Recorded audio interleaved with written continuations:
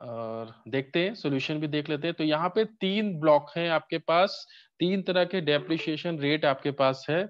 एक तो फर्नीचर हो गया, दूसरा प्लांट जहाँ पे डेप्रिसिएशन जो रेट है वो 15% है, और तीसरा इनटेंजिबल यानी जो पेटेंट था आपका, वो भी तो जो है आपका असेट है, तो वो हो, ठीक है, पेटेंट यानी इनटेंजिबल जो असेट है। तो ये 3 तरह के आपके पास असेट्स हैं जिनको डेप्रिसिएशन आपको कैलकुलेट करना है। तो सबसे पहले देखते हैं ओपनिंग रिटेन डाउन वैल्यू। तो यहाँ पे जो ओपनिंग रिटेन डाउन वैल्यू था वो था केवल आपका प्लांट एंड मशीनरी यानी कि PQRS, ये जो आपका प्लांट था इसका जो है रिटेन डाउन वैल्यू था 1,84,252। ठीक है, तो ओपनिंग रिटेन डाउन वैल्यू होगा आपका प्लांट का 1,84,252। बाकी दोनों में नहीं, बाकी दोनों चीजें ऐसी थी जो आपने प्रीवियस ईयर में ही एक्वायर किया हुआ है। ठीक है, वहां पर कोई रिटेन डाउन वैल्यू नहीं थी, प्रीवियस ईयर की कोई वैल्यू नहीं थी। अभी उस ईयर में आपने कितने कौन कौन से असेट को एक्वायर किया, प्लस वो ऐड करना है, plus asset acquired during the year. ठीक है, तो फर्नीचर एक्वायर किया 25,252, यहाँ पर देखिए दिया गया है। उसके बाद प्लांट आपने एक्वायर किया 84,000, और इंटेंजिबल असेट यानी कि पेटेंट 25,84,848, ये आपका आ गया इंटेंजिबल असेट में। ठीक है, अभी माइनस क्या करना है, जैसे मैंने पहले बताया, जो भी आपने सेल किया हुआ है, जो भी असेट आपने बेच दिया है, asset sold during the year, उसका जो भी असेट आप बेच दे रहे हो उस पे आप कभी डेप्रिसिएशन आपको अलाउ नहीं होता। ठीक है, आप उस पे डेप्रिसिएशन नहीं निकाल सकते। तो जो भी असेट सेल किया है वहां देखिए यहाँ पे लिखा गया है 31 जनवरी 13 को इन्होंने असेट जो है बेचा है प्लांट टी फॉर ₹1,84,000। तो ये इधर आ जाएगा असेट, यहाँ पर प्लांट में 1,84,000। बाकी फर्नीचर और इंटेंजिबल में ऐसा कुछ नहीं हुआ।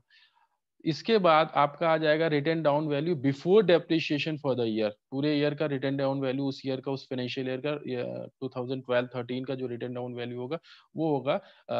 अगर मैं फर्नीचर की बात करूं तो वो सेम वही पूरा पूरा अमाउंट 25,252। प्लांट में आप 1,84,000 माइनस कर दोगे तो बचेगा 84,252। और उसके बाद आपका इंटेंजिबल असेट यानी कि पेटेंट में वही सेम अमाउंट 25,84,848। इसके बाद आपको डेप्रिसिएशन निकाल देना है। डेप्रिसिएशन में देखिए यहाँ पर जो भी असेट हैं सारे ऐसे असेट हैं जिनको 180 डेज से ज्यादा टाइम के लिए आपने यूज किया हुआ है, तो आपको फुल रेट से आपको डेप्रिसिएशन देना होगा। और किस पर देना होगा, जो भी रिटर्न डाउन वैल्यू है आपकी लास्ट में ईयर एंड में।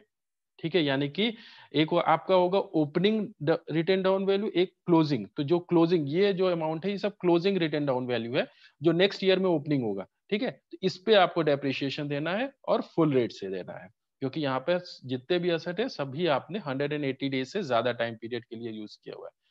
तो अगर मैं फर्नीचर की बात करूं तो 10%, प्लांट की बात करूं तो 15%, और इंटेंजिबल असेट्स की बात करूं यानी पेटेंट की तो 25%। ये आप माइनस कर दोगे और ये आपका आ जाएगा return value, closing return down value. ठीक है, ये क्लियर है सभी को? इसमें किसी को डाउट तो नहीं है? Yes yes sir. ठीक है, ठीक है। तो फिर एक देखो, प्रॉफिट जो आपका profit and gain business profession है जो आपका चैप्टर, यहाँ पर एक तो ये चीज इंपॉर्टेंट थी आपके कि डेप्रिसिएशन कैसे आप कैलकुलेट करते हो और कितना कितना अलाउ किया जाता है आपको। ठीक है, एक तो ये इंपॉर्टेंट चीज थी। दूसरा दूसरा आपका है कंप्यूटेशन ऑफ टैक्सेबल इनकम। ये आपको स्क्रीन पे दिख रहा होगा, method of computing taxable income. मैंने ऑलरेडी मैं बता चुका हूं आपको कि दो मेथड होते हैं। एक मेथड में क्या करते हैं, आपका जो भी प्रॉफिट है, सॉरी जो आपका टोटल सेल्स है उसमें से एक्सपेंडिचर्स को माइनस कर दिया, या अगर कोई प्रोफेशन है तो वहां पर जो भी फीस मिल रही है उस प्रोफेशन में वो माइनस एक्सपेंडिचर, और वो आपका जो भी बचा हुआ अमाउंट होगा वो आपका टैक्सेबल इनकम होगा। एक तो वो मेथड है जो ट्रेडिशनल मेथड है, जो ओल्ड मेथड है। लेकिन अभी जो मेथड है जो जिससे हम लोग को कैलकुलेशन करना है वो आपको स्क्रीन पर दिख रहा होगा। इसमें क्या करते हैं, इसमें कोई भी बिजनेस बिजनेस ऑर्गेनाइजेशन का प्रॉफिट एंड लॉस अकाउंट आपको दिया जाएगा, या फिर कोई प्रोफेशन का आपको इनकम एंड एक्सपेंडिचर अकाउंट दिया रहेगा। और वहां पर आपको आइडेंटिफाई करना होगा कि कौन से ऐसे एक्सपेंडिचर हैं जो नहीं अलाउ किए गए हैं और वो आपने डेबिट किया है, या कौन से ऐसे एक्सपेंडिचर हैं जिनको आपने डेबिट नहीं किया है लेकिन उनको अलाउ किया गया है, ठीक है, या कौन से ऐसे इनकम, कौन से ऐसे, मतलब आपको ये आइडेंटिफाई करना है कि वहां पर कि कौन कौन सी चीजें अलाउ की गई है जिसकी आपने एंट्री नहीं की है, या कौन कौन सी चीजें नहीं अलाउ की है जिसकी आपने एंट्री कर दी है। तो वो सारे एडजस्टमेंट्स आपको करने होते हैं। उसके बाद आपका जो भी आफ्टर कैलकुलेशन जो भी अमाउंट निकल के आता है वो आपकी टैक्सेबल इनकम होगी। ठीक है, तो ये चीजें हम लोग ऑलरेडी डिस्कस कर चुके हैं क्लास में, पहले मैं रिवाइज करा दे रहा हूँ क्योंकि अब इस तरह के क्वेश्चन हम लोग करने वाले हैं। ठीक है, जैसे यहाँ पर देखिए देखिए दिया गया है, expenses which are debited to profit and loss account but disallowed. ठीक है, मतलब आपने प्रॉफिट एंड लॉस अकाउंट के डेबिट साइड में वो एक्सपेंसेस को की एंट्री कर दी है, उसकी वजह से आपका जो प्रॉफिट है वो उतना कम हो गया है, लेकिन इनकम टैक्स एक्ट में वो चीजें अलाउ नहीं की जाती, डिसअलाउ किया गया है, तो आपको वापस उस एक्सपेंडिचर को ऐड करना पड़ेगा अपने प्रॉफिट में। ठीक है, इसी तरह expenses which are not debited, ऐसे एक्सपेंसेस जो कि डेबिट नहीं किए गए हैं लेकिन इनकम टैक्स एक्ट में अलाउ किया गया है, तो उसको आपको माइनस करना पड़ेगा। और इसी तरह इनकम को देखते हैं, इनकम में income that is credited to profit and loss account but not taxable. ठीक है, आपने क्रेडिट कर दिया लेकिन वो टैक्सेबल नहीं है, तो आपकी वजह उसकी वजह से प्रॉफिट आपका बढ़ गया, आपको माइनस करना है। या फिर income that is not credited to profit and loss account but which is chargeable, मतलब ऐसी इनकम जो आपने क्रेडिट नहीं की हुई है लेकिन वो चार्जेबल है, टैक्सेबल है, तो आपको उसको एंट्री दिखानी पड़ेगी। तो उसके लिए आपको क्या करना है, अपने प्रॉफिट को उतने अमाउंट से और ऐड करना पड़ेगा, इंक्रीज करना पड़ेगा।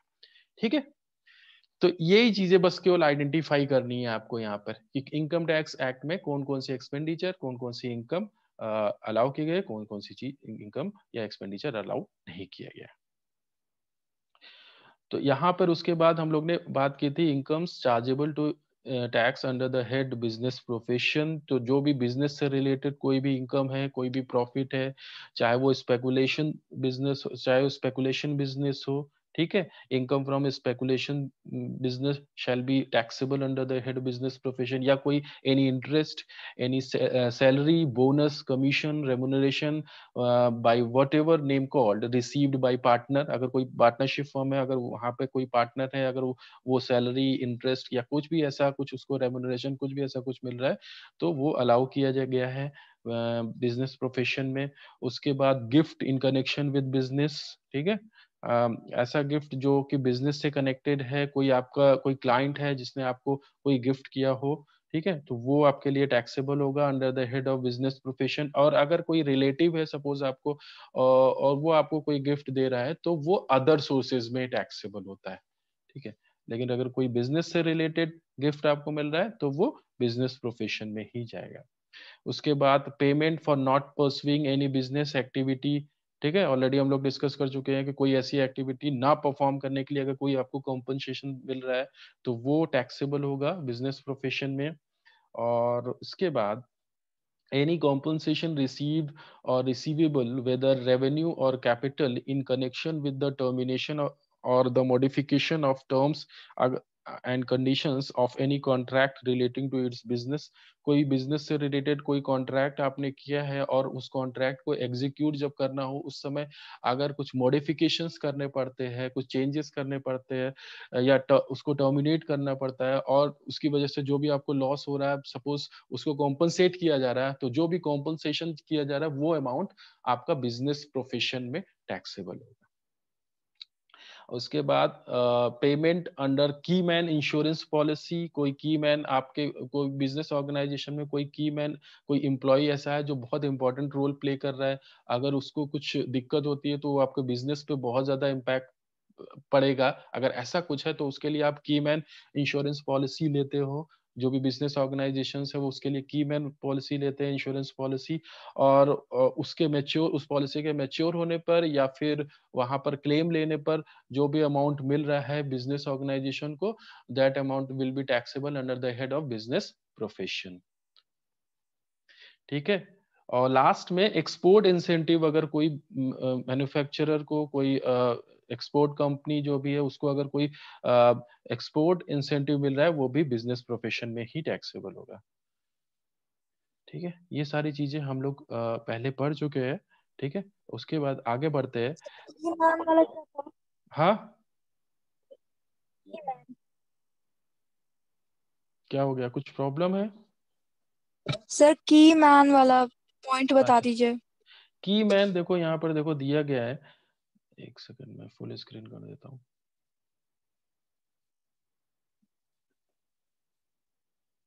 हाँ, sometimes employer may take a life policy in the name of any of his employee who are considered to be very important for business or profession. Suppose कोई employee है, कोई मैनेजर है, कोई ऐसा एम्प्लॉय है जो बहुत ज्यादा इंपॉर्टेंट रोल प्ले कर रहा है बिजनेस में, तो उसके लिए जो है, जो भी बिजनेस ऑर्गेनाइजेशंस है वो की मैन इंश्योरेंस पॉलिसी लेते हैं। सच पॉलिसी इज कॉल्ड की मैन इंश्योरेंस पॉलिसी।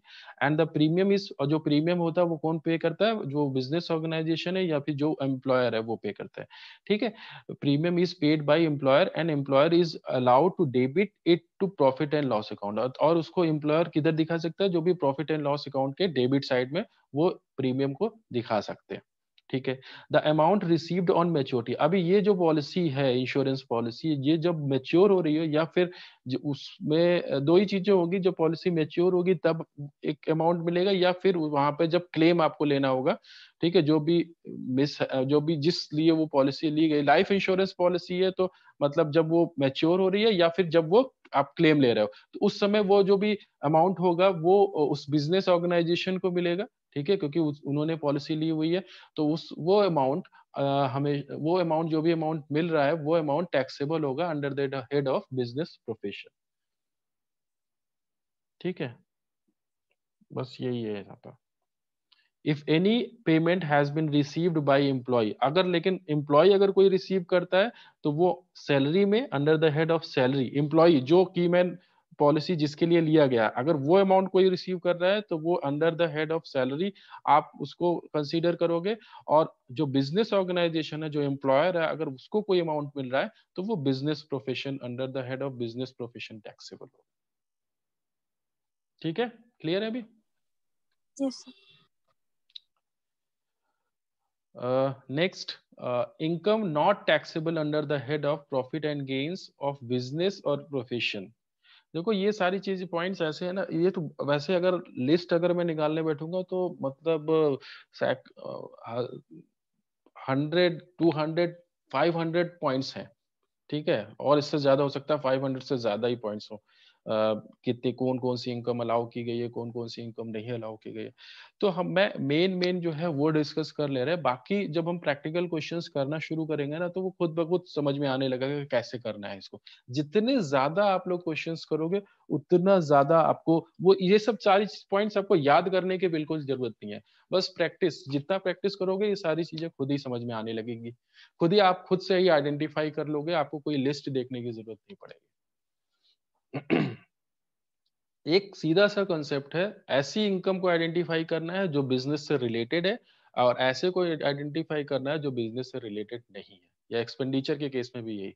और जो बिजनेस से रिलेटेड है वो टैक्सेबल होंगी, जो बिजनेस से नहीं रिलेटेड है वो टैक्सेबल नहीं। ठीक है, या अलाउ होंगे ऐसे एक्सपेंडिचर जो बिजनेस से रिलेटेड है, जो बिजनेस से रिलेटेड नहीं है वो अलाउ नहीं होंगे।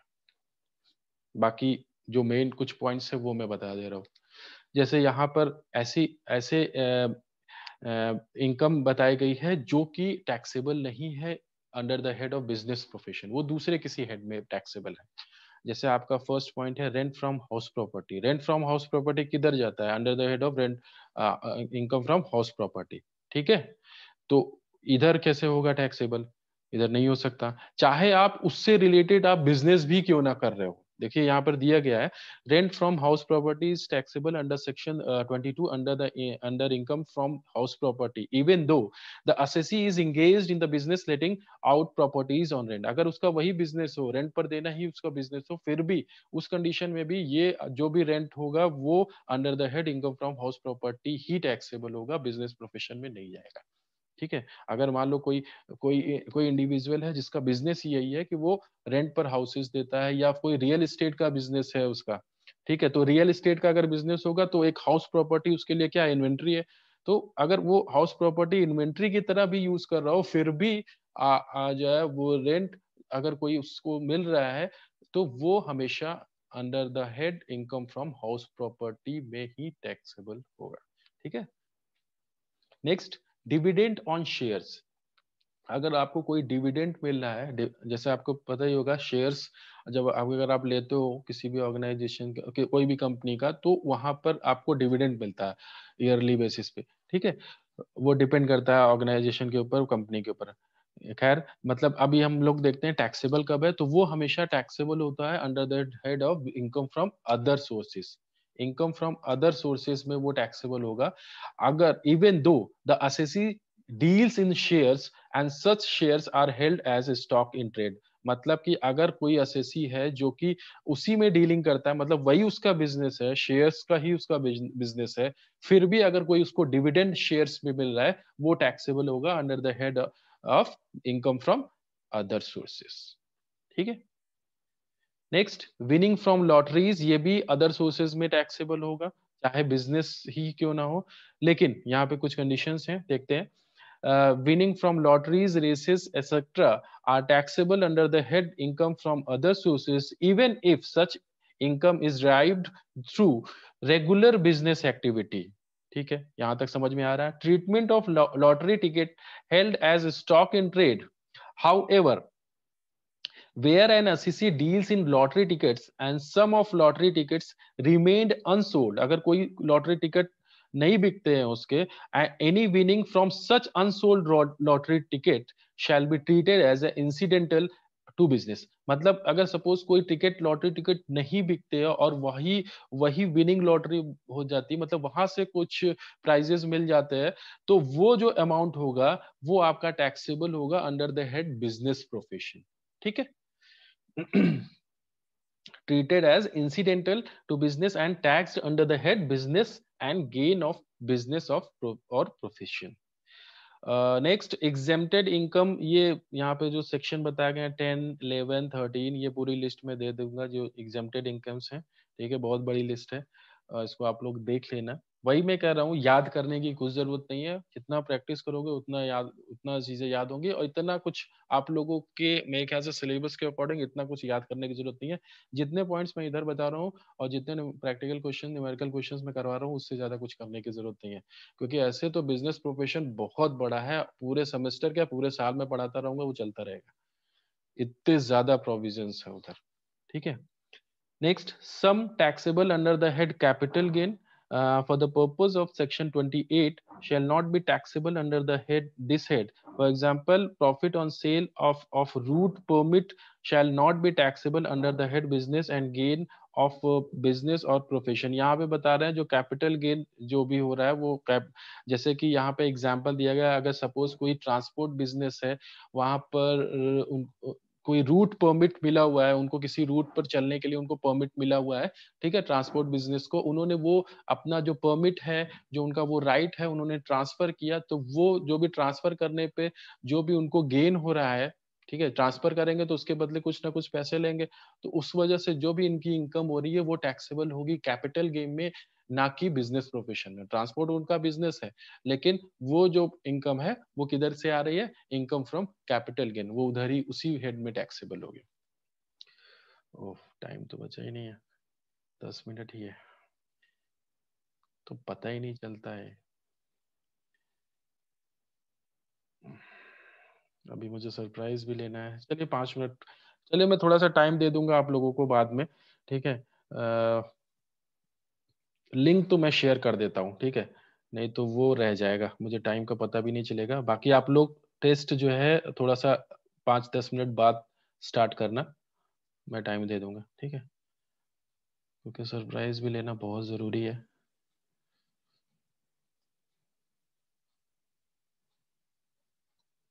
तो टाइम का पता ही नहीं चलता।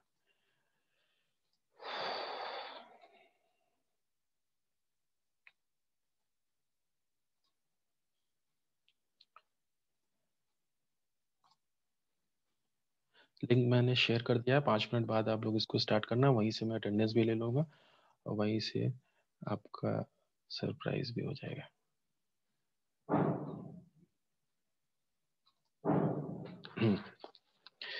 तो विनिंग फ्रॉम लॉटरी हो गया, फिर capital gain. Next, expenditures allowed as deduction. कौन कौन से अभी एक्सपेंडिचर है जो अलाउ किए गए हैं और डिडक्शन, या जो भी कौन कौन से ऐसे एक्सपेंडिचर है। यहाँ पे देखिए दो तरह के एक्सपेंडिचर बताया गया, कैपिटल वर्सेस रेवेन्यू।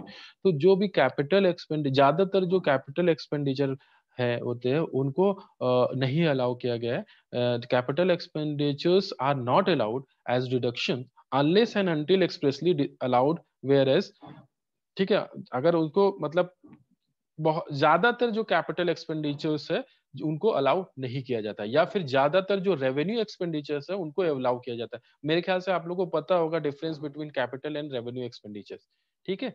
अगर मैं मशीनरी कोई खरीद रहा हूँ या लॉन्ग टर्म कोई एक्सपेंडिचर है मेरा, ठीक है, या कोई बिल्डिंग बाय कर रहा हूँ, वो मेरा कैपिटल एक्सपेंडिचर होगा। और जो शॉर्ट टर्म एक्सपेंडिचर्स होते हैं, जैसे कि मैं रेंट पे कर रहा हूँ, सैलरी पे कर रहा हूँ, ये सारे कैसे हैं, ये रेवेन्यू एक्सपेंडिचर्स है। तो ज्यादातर रेवेन्यू एक्सपेंडिचर्स जो है उनको अलाउ किया जाता है, ठीक है।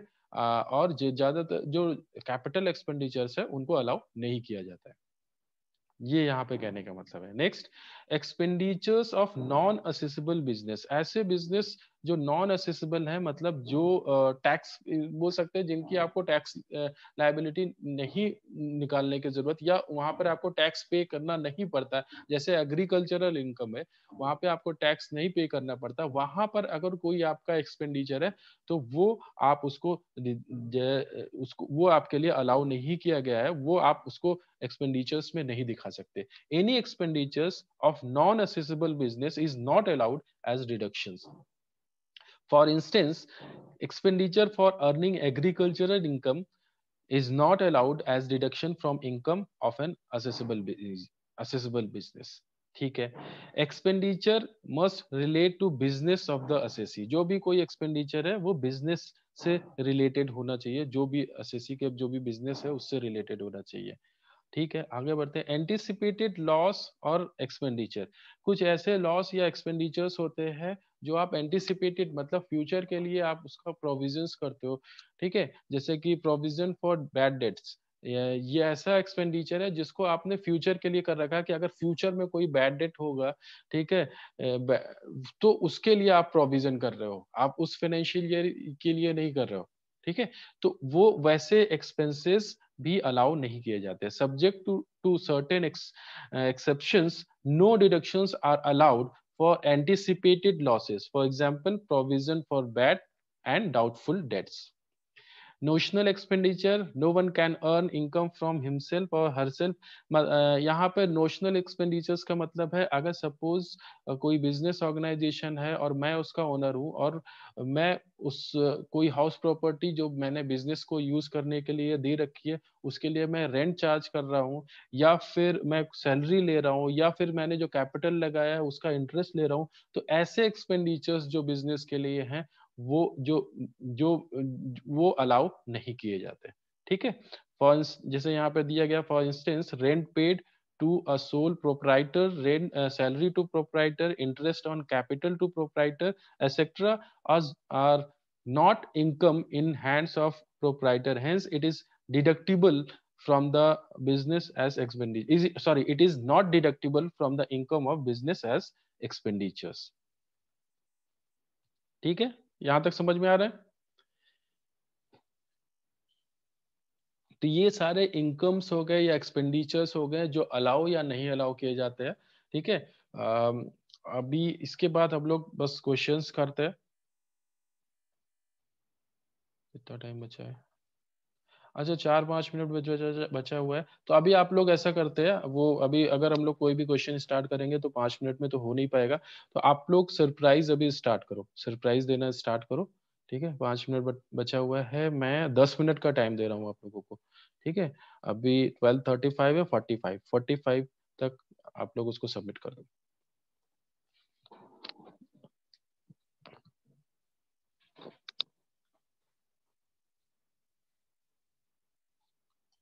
मैं मैं लिंक एक बार फिर से शेयर कर दे रहा हूँ,